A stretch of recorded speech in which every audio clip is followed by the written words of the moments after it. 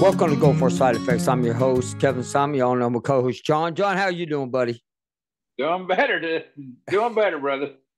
And you all know Wade. Wade is my other behind-the-scene co-host guy whenever John is down and everything. And so, but I brought Wade up tonight also because we found another video that I think is interesting, and I know they did. I sent it to them. I thought this would be a good podcast tonight.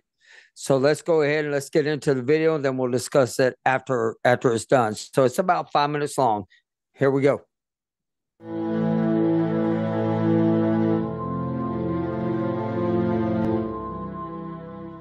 Between 1990 and 1991, approximately 700,000 men and women served in the Persian Gulf War operations known as Desert Shield and Desert Storm. Though these conflicts were brief and had few casualties, the environmental conditions were harsh. But we were there for months and months and months in the elements, in the heat, in the cold, in the rain, in sand. After the war, 1 in 4 service members would eventually develop a combination of unexplained medical symptoms, now known as Gulf War Syndrome or Gulf War illness. Gulf War illness can affect many parts of the body, including the nervous system, the gastrointestinal system, the endocrine system, and the immune system. Because of this, its symptoms can range in severity. Common symptoms of Gulf War illness involve chronic pain, such as aching joints, headaches, gastrointestinal issues, respiratory problems, skin rashes, and tumors. My joints, my fingers, my finger joints, my wrists, my hands, everything hurts, everything tingles, everything goes numb. Sufferers may also experience symptoms of fatigue, such as a feeling of low energy, dizziness, or even chronic fatigue syndrome. It doesn't matter what I'm doing. I could be watching TV and I'm just dead tired. Even though I had nothing to do the whole day, I'm just dead tired. I have no energy. In addition, Gulf War illness may affect one's mood or lead to cognitive difficulties, resulting in depression, anxiety, memory problems, or sleep disturbances. Sometimes you go from nothing to being too emotional. Cry for no reason. The exact causes of Gulf War illness are still being investigated. However, it is likely that exposure to toxic chemicals played a role. Many of our service members were exposed to harmful pesticides, chemical weapons, nerve gases, and antidotes to nerve gases like pyridostigmine bromide. Because the causes of Gulf War illness are uncertain at this time, and its symptoms can range so widely between veterans, it is often referred to as a chronic multi-symptom illness or an undiagnosed illness. But that does not mean that its symptoms are imagined. In fact, we know that Gulf War illness is not a psychiatric condition or a form of post-traumatic stress. Fortunately, the VA offers many services to help address the symptoms of Gulf War illness, including pain management, therapy for chronic fatigue and sleep problems, and psychotherapies to help cope with the emotional and cognitive symptoms. Veterans may also enroll in the Gulf War Registry. This program provides information about the possible long-term health conditions related to environmental exposures and helps the VA respond to these problems more effectively. The Gulf War Registry health exam is free, it is not required for VA benefits, and it is based on veterans' recollections of their service, not based on their military records. To any veteran out there, get checked. Don't give up. Ask for help. The help is out there. To enroll in the Gulf War Registry, call 877-222-8387. That's 877-222-VETS. For more information about Gulf War illness, go to www.publichealth.va.gov/exposures/Gulf War.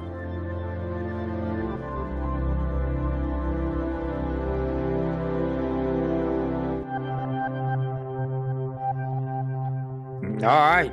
And You know, that's a really good sum of what we're going through.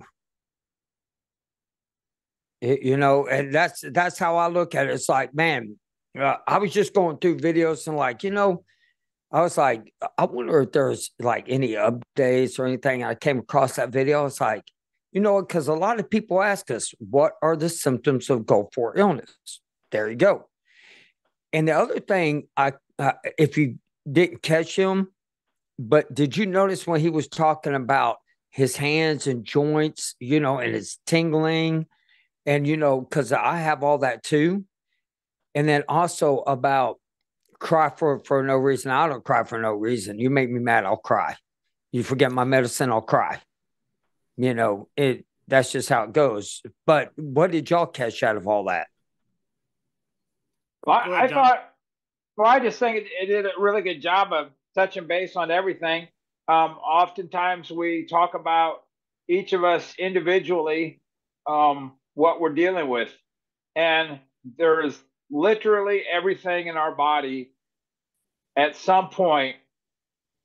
If you can't understand what's going on, it goes wonky. There's so many variables, and they kind of, you know, hit the nail on the head with everything. Because I was like, I really couldn't have told you. Now Wade can, and I looked it up. I couldn't repeat it. The endocrine system. What is that? If that's endocrines, I'm not a medical person, so I didn't know. So I'm looking up. I'm like, yeah, okay. So basically everything. You know, so I mean, it really does what we were exposed to. Essentially, can affect everything. You know. What do you think, Wade? Yeah, Wade. No, it's funny you said that, because that's for myself personally, something I personally have been going through here the last couple of months, but directly related to the endocrine system, and that's basically going to go down to like your hormones, basically, if you will. Myself, I've been dealing with the thyroid issue. I would be very, very curious. I just recently put out just an informal survey just for my own curiosity. Who has been diagnosed with hypothyroid since returning home, and are they medicated? With a low thyroid, you are going to get that chronic fatigue. You're going to get depression. You're going to get gastrointestinal issues. You may get neurological issues. You'll get skin issues. If it gets low and high, you got to kind of think of thyroid opposite. If your thyroid is, if I can get this right, low, it's going to mean that you need more. If it's high, you're hyper. So think of it that way, I guess. Yeah. And so this is something I've been dealing with for 15 years. New primary care provider who is new to the VA. And basically what she's doing is she's essentially pushing papers and looking at ranges. And John, you brought this up before, but when she looks at a range and says, well, you're within the range. Well, the range for me might be different than the range for you. You know, it's a guideline, if you will. Now, there's ranges that you should not be outside of, but you know what's good for me might not be good for you. And that was a long explanation that I had with her today. I've never had, maybe you guys can agree or disagree, but up until probably the last year to year and a half, I had superior care through the VA. In my opinion, particularly for Gulf War issues, it has just been piss poor. That's I've been very, very disappointed in the last year to year and a half, to the point of where I was going to go to a patient advocate, which I've never done in 30 years in the VA system. I've never been that far gone with a physician or a caregiver. I can honestly tell you, I have heard even from other vets going, man, what is going on with the VA? It's like their care just is dropping. I mean, do they have too much of an influx of people at one time? They don't know how to handle it. Are they overworked or what? And that's what I'm thinking it is, because it used to be you could spend an hour with them doctors. Right, correct. Now it's like 15 minutes. You're out the door. In and out. Yep. Yeah. And it's, you know, we've said it many times, but it's up to you to be proactive in your personal health. I'm very proactive. I have a friend. He goes to the VA. The doctor says, well, this is what your labs say. You're good here. We're going to adjust the medicine here. All right, down the way you go. And so he's happy with that. Although he complains about certain things happening to him, and he'll be like, it'll just pass. That never passes. So, you have got to be, you're the only one that can take care of you. And so, so I got to tell y'all this story. So a guy he didn't come to the barbershop. I actually got to listen to it the other day. He did I don't know if it's a podcast or he just did a video. And he was talking about, the suicide rate and how the suicide rate is really getting higher and higher. Just what we talked about last week. The suicide rate is getting higher and higher.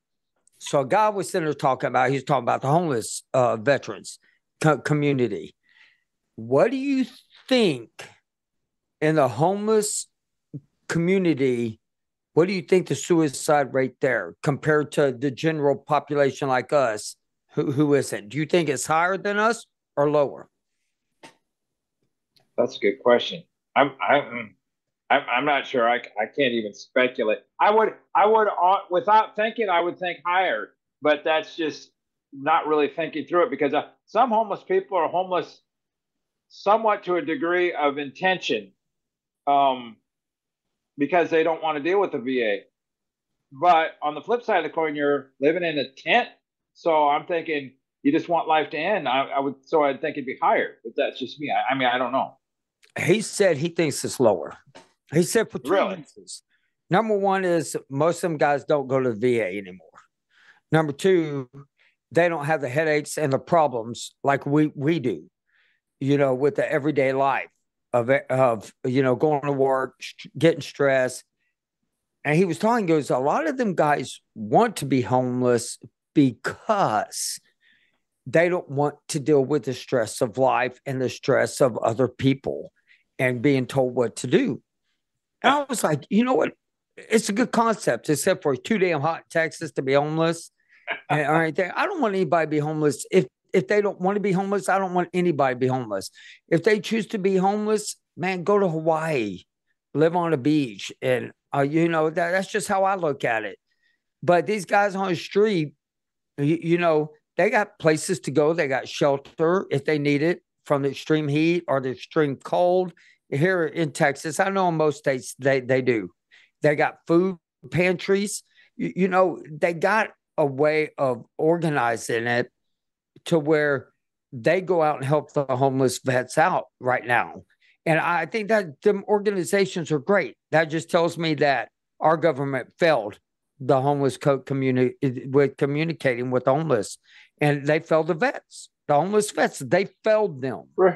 Remember, Kevin, this has been quite some time ago, but you shared with me, it was talking about homeless people, and I'm not going to go down in the rabbit hole here, but we were talking about the people, the border situation, and how you got homeless people like in Chicago, but yet if you cross the border, illegally, they're putting you up in whatever city, whether it's New York or Chicago, giving you X amount of dollars, but yet you have homeless, whether it's a veteran or not, over here. And I'm thinking that's so messed up in our country.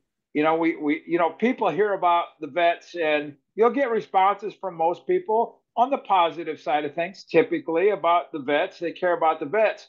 But then our government shows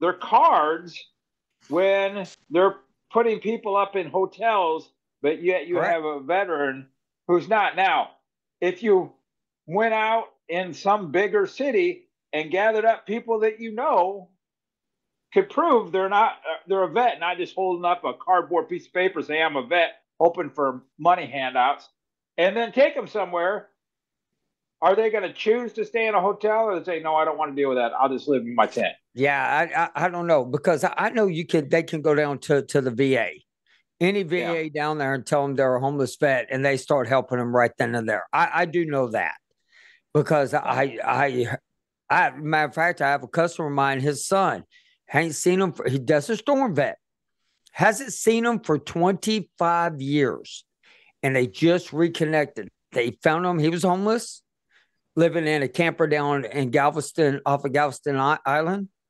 and he was a homeless vet. Somehow, some way, he caught wind he was down there. He drove all the way down there, picked him up, took him to the VA, started getting him help. So some people do want help. They just don't know how to go out and do it. Yes. I think that's fair. Think about all the illnesses that a lot of these vets have.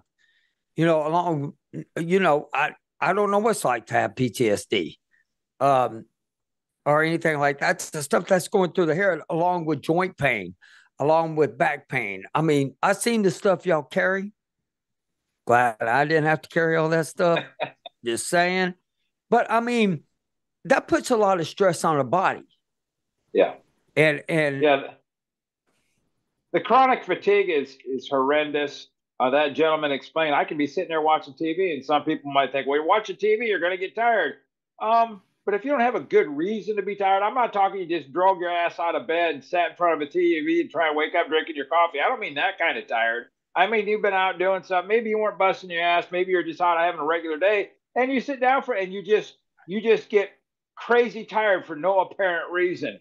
That's the tired we're talking about. That's when you're sitting there and you can't hardly open your eyes. You're like, what the hell? And you just finally give up and stop fighting and you close your eyes because it gets that bad. No explanation, none. What do you think, Wade? No, totally. That's me personally. I've always said for years it goes through cycles, if you will.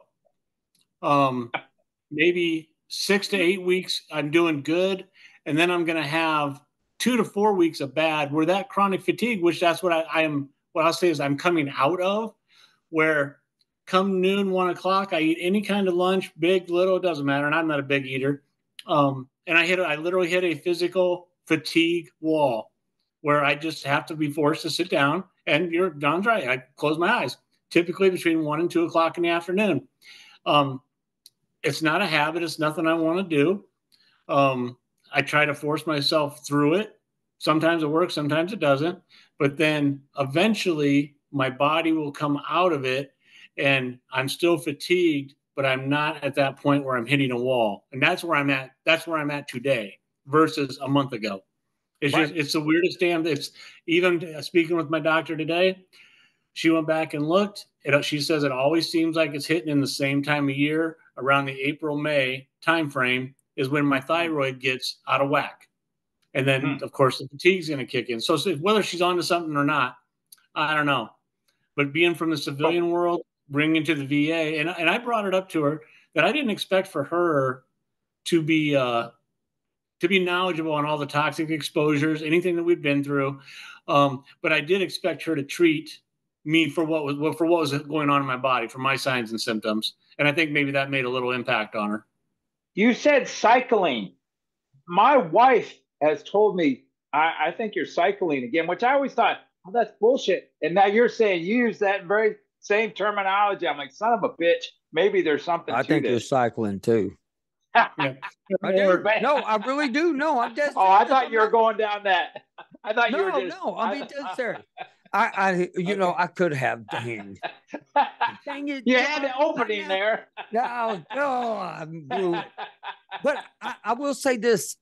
With me, I'm on my feet all day. I cut hair, and I have to keep telling myself over and over and over, like, "Hey, man, stay away. Your fingers don't hurt." So I engage into a conversation with my customers that I can, something exciting, like, "Hey, man, how was y'all's vacation down at the beach? Tell me about the mountains." So that way it triggers my mind to stay awake. And that's sad. But let me ask you this. So my dad, he's almost 80 years old. He can outwork anybody. Any man I know, my dad can outwork him at almost, he's 79. And John, you met him. He's a healthy super nice guy. You got great parents, yeah. So we went out and we mowed the property this weekend. And me and my brother were on 2 different tractors.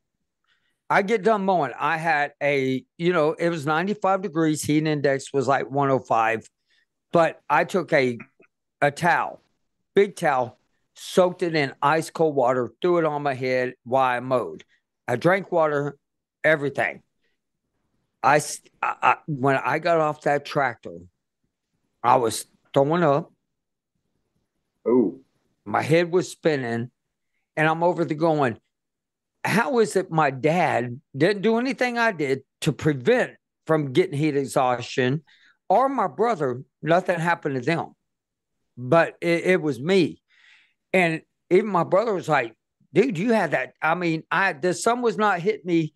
This towel was so big and wet. I put it over my head, and I made sure I patted myself on the face while I'm driving the tractor. Then I don't like dust in my eyes. But I've never been so sick in my life. But when I go outside, I can't stay outside long. It could be 80 degrees. It's the same way. I don't know what it is. well, I think your internal. I know that my internal temperature gauge has got to be broken because I have the same kind of. I just sometimes I can't control. I just have no control over it whatsoever. I think Wade and I at some point have talked about this. We'll just start sweating for why. Why? Right. Why? What's going on? For no apparent reason. If you go back to it, again, all of that can be traced back to the thyroid. Your thyroid's like a main hormone or a main organ gland inside your neck, and so you're talking like me. I'm heat and cold intolerant. The excessive heat just kills me. Cold, I mean, we grew up in Iowa, man. You too. So cold's nothing. And now, if it's cold, I stay inside. If it's hot, I stay inside. Yeah, same. Your thyroid is a main regulator of the body. So if you look up your thyroid dysfunction, hypothyroid, and you look at signs and symptoms, a lot of that will go along with chronic fatigue. Really? Oh yeah, absolutely. Well, Yeah, I saw that. I saw a thing on that your thyroid, that if it's out of whack, it can create chronic fatigue really bad. I did see that. And it's very hard. Initially it's hard, but then like if it keeps going out of whack, like just to give you an example, mine went from a rating of 0.2, which is very hyper, which 0.3 is the range, and it went from that to 2.75, which is it's still within the range, but it's normal high is what they say. But that did that in 2 months. So where it should be with your medicated, it should be a steady constant. Now it might go up and down a little bit, but that's a pretty severe swing. And it also controls Gulf War veteran, Desert Storm veterans. We have a serious weight issue as a population. Thyroid controls metabolism. Within the last 30 days, I've gained 12 pounds. I have not been this heavy since the military. That just pure, and for the diet that I followed, that's just wrong. I can't believe I'm about to say this, Wade. Oh my God. So when I got out of the military, I weighed 119 pounds. And because I was always sick. And so I maintained in between 120 to 130. Since 5 years ago, I went from that to weighing 189 pounds. Really? And I don't know if that's the medicine I'm on. They did say the medicine I'm on will gain 30 pounds. Wait, what the hell happened to the, other 30 pounds that gained on top of that? It feels like. Well, and that's the one thing I would tell every Desert Storm veteran. I like to signify it between, we Gulf War, but I want our veterans have specific issues. So that's why I say Desert Storm.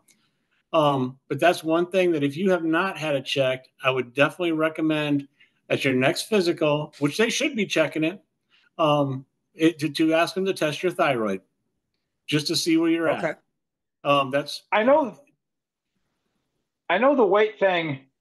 Well, for me personally, has always kind of been a bit of an issue. But Wade, you brought the attention of the nutrients and what we eat, and what's really bad. We know that our country is heavily over processed food. So within the last couple of months, I personally decided, okay, because I have to have something to look forward to, try new things, learn to do new things. And that learning new things is I'm starting to learn how to do some cooking. Haven't burned down the house yet. Holy cow, John. I thought you were going to say farming. I was like, oh, God, John's gotten into pig farming. No.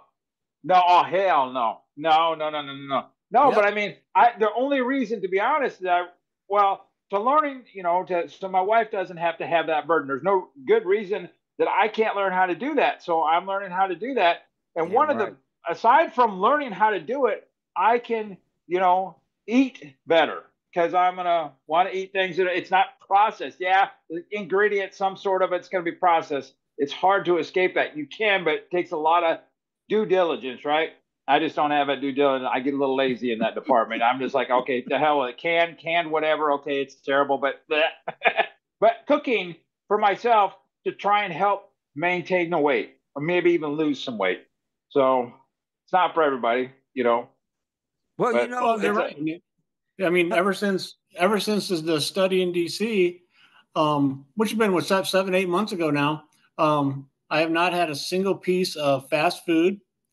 Chipotle is one of like 3 approved restaurants to go to, but they tell you exactly what to get. I've maybe eaten out at a restaurant maybe a half dozen times in that time, but other than that, everything I cook and eat is done at home. I wish I could say that, because we go to a restaurant about twice a week to 3 times a week. And just so that you know, matter of fact, we ordered food today. I'm about to eat me some voodoo fries after I'm done with this. Voodoo fries. What the hell's fries? Well, it's Cajun. It's Cajun fries with ranch on top of it. It's really good. Okay. It's good. It's a potato. I'm trying to support Idaho. We live in Iowa, brother. That's right, Iowa. I eat pig. I eat pork. So yeah, I did come across an interesting thing when we were talking about this earlier today. I wanted to share. I thought it was interesting. It was just a study that was put out in 21, and it's for the cause-specific mortality risk among U.S. veterans 25 after the Gulf War, 1991 Gulf War.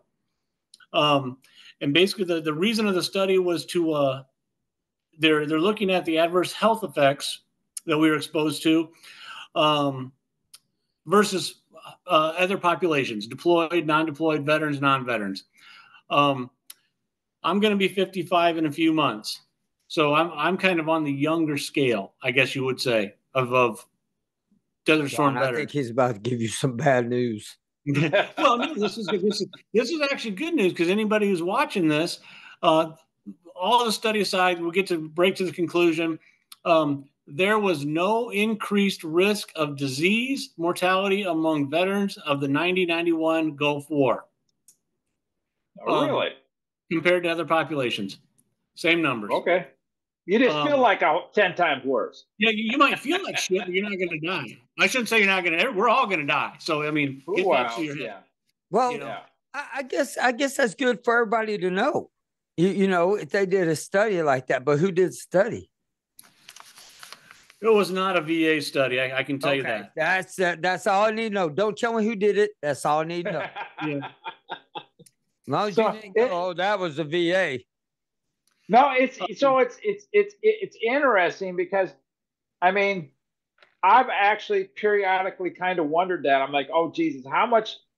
I mean, we've talked about, we've heard, Kevin, you got the information somewhere that our body, maybe even Wade too, our bodies are aging 10 years faster than what the normal population is.